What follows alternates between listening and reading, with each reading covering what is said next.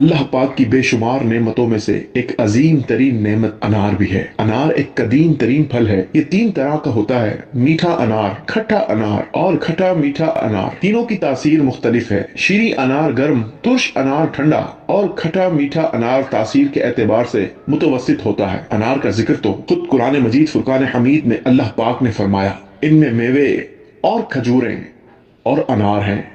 اللہ ہمیں وہ میوے، وہ کھجوریں اور وہ انار کھانا نصیب فرمائے۔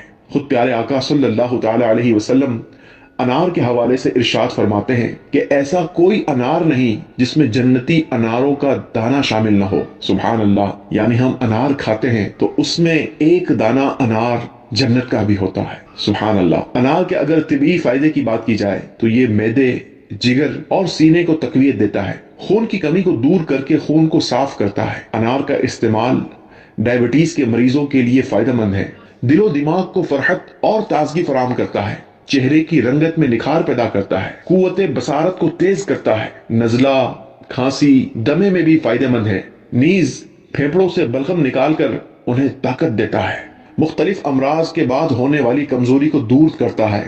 یہی نہیں بلکہ انار تو دانتوں اور مسوڑوں کو بھی مضبوط کرتا ہے۔ اللہ کریم ہمیں اپنی نعمتوں کا شکر گزار فرمائے اور اللہ ہمیں دنیاوی انار کے ساتھ ساتھ جنتی انار کھانا بھی نصیب فرمائے۔